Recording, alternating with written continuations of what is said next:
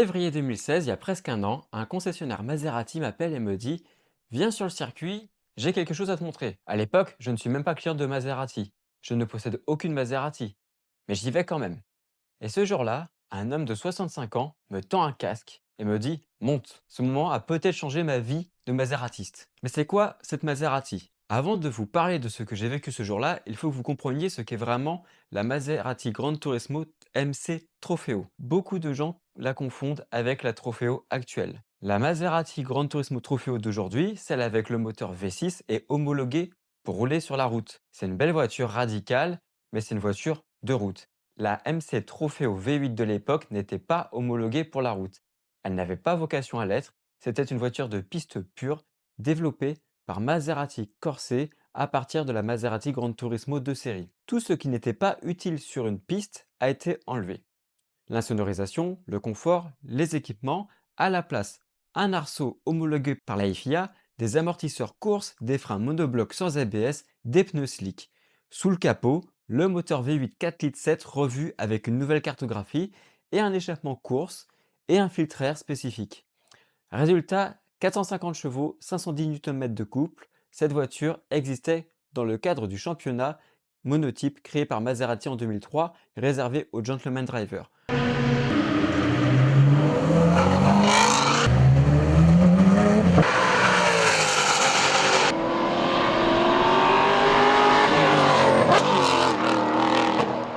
Pour participer à une saison complète, il fallait débourser plus de 160 000 euros, pas pour acheter la voiture, mais juste pour participer à ce championnat.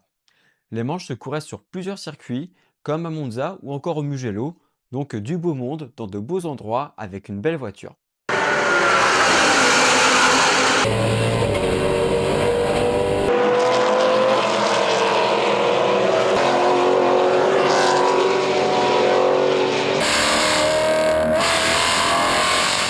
Et il n'y en a que 44 exemplaires au monde.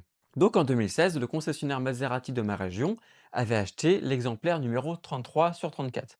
L'idée était simple, montrer aux clients les capacités de la voiture pour leur faire comprendre ce que le châssis et le moteur de leur futur Gran Turismo avaient dans le ventre. Le propriétaire de la concession avait 65 ans à l'époque, il monte dans la voiture comme si c'était la chose la plus naturelle au monde, il me tend un casque et me dit on y va.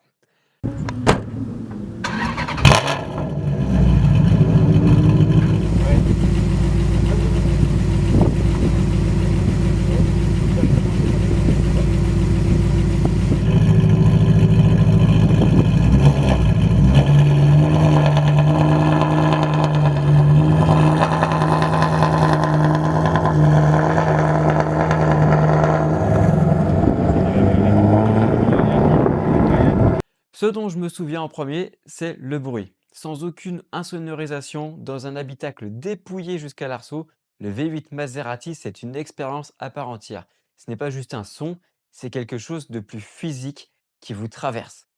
Le responsable du circuit, d'ailleurs, je m'en souviens, râlait beaucoup ce jour-là, parce que la voiture faisait trop de bruit.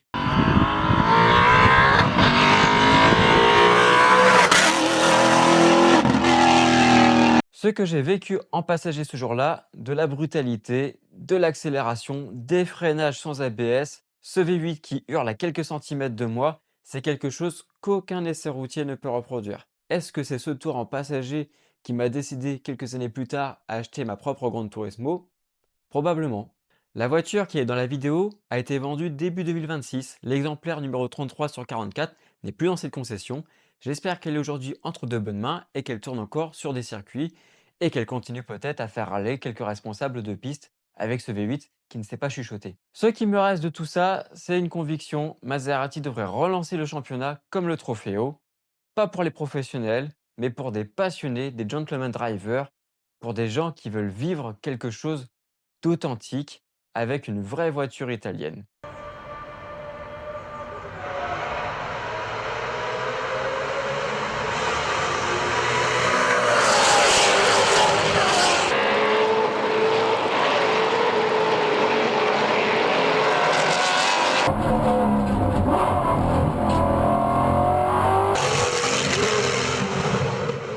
En attendant, si vous n'avez jamais entendu un V8 Maserati de course sans insonorisation sur une piste, eh bien regardez bien ce tour de piste en vidéo parce que c'est une expérience qui ne ressemble à rien d'autre. Allez, prenez soin de vous et prenez soin de vos voitures.